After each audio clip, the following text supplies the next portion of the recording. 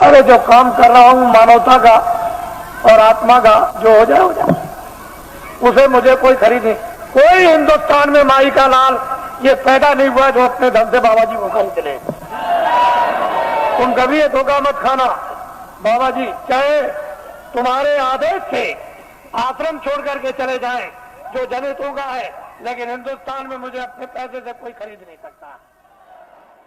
इसको आप हमेशा ध्यान रखें।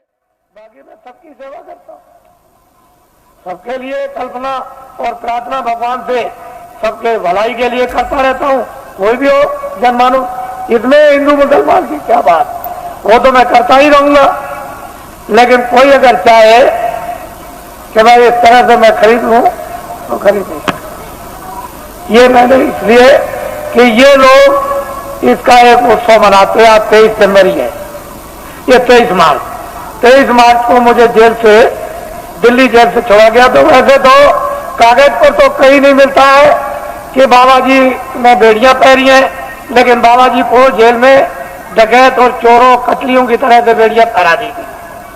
जब मैं बंगलौर में भेजा गया तो वहां पूछा वहां के आईजी से और सुपरिंटेंडेंट से कि भाई हमको क्यों बेड़ियां पहराई, तो उन्होंने खुद आकर के कहा कि कागज पर तो आपका कुछ नहीं है बेड़ियों के संबंध में, क्या वहां की उत्तर प्रदेश की सरकार आपसे बहुत नाराज है। हमने कहा अब आप समझ लीजिए, नाराज इसलिए तो कि किसी तरह से हमारे बस में आ जाए। और बड़े बड़े अधिकारियों को भेजा जेल में। अरे भाई क्या करते हो, ये क्या है। जब 23 जनवरी को छोड़ दिया तो मुझे इस हालत में छोड़ा था कि बाबा जी न तो अपना धर्म उपदेश करेंगे, न कर्म उपदेश करेंगे, न बाहर जाएंगे और भाग जाएंगे, अब दोबारा नाम नहीं लेंगे। लेकिन अब तो मैंने इतना जनमत तैयार कर दिया कि किसी राजनीतिक पास और किसी धार्मिक के पास इतना जनमत देश में है ही नहीं, इतना जनमत नहीं है।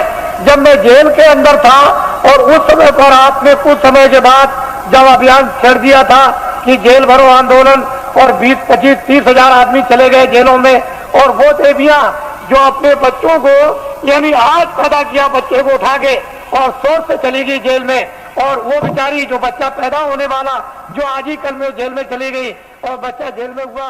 अगर स्त्रियां अपने एक दिन के बच्चे को उठा के जेल में सकती है, और वो देवियां जो कल बच्चा जेल में पैदा होगा वो जेल में जा सकती है, तो अब तो बहुत दूर गाड़ी हो गई। अब तो इनको अगर आदेश मिल जाए तो क्या कर देंगे, आपको तो अभी कुछ पता नहीं, मालूम नहीं है। तो अब बहुत दूर चला गया मामला, अब कुछ और बात हो गई। अब वो बात नहीं है, अब तो सारा ही माहौल यानी परिवर्तित होने वाला है, अभी आपको क्या पता। इसलिए ये लोग मनाते हैं तो मैं तो रहूंगा नहीं, मैं तो उधर कमरे में चला जाऊंगा और ये लोग कुछ अपना मना के अभी समाप्त कर देंगे। क्योंकि अब ये यहाँ आए हुए हैं और इसी होली के अवसर पर ये जगह जगह मना रहे, लेकिन ये पड़ गया। और आप लोग यहाँ तो मुझसे कोई भूल चूक हुई हो तो आप लोग हमेशा क्षमा करते रहेंगे। और इसके बाद आपसे जाने की आप तैयारी करें, जल्दी निकले और पहुंचे अपने घरों में, और दूसरे पार्टी दूत द्वारा आदेश की प्रतीक्षा करें, और वो फौरन अभी आदेश आपको मिलने वाला है।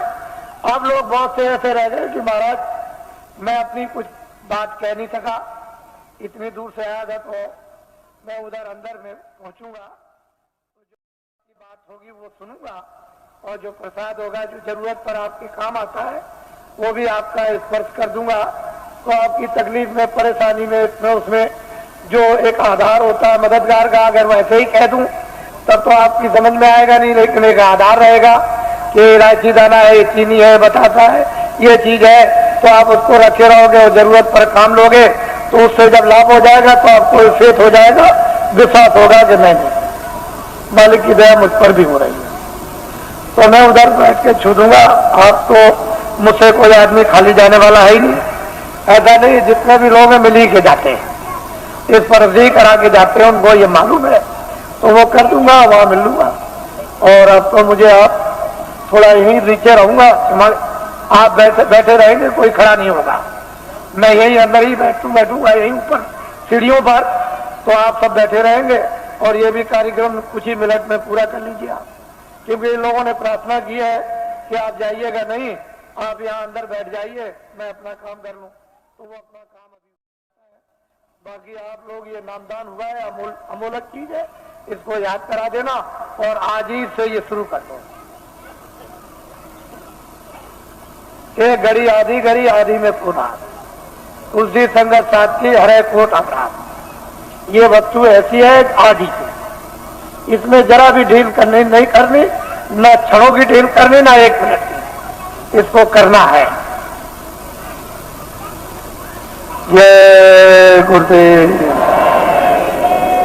जय गुरुदेव।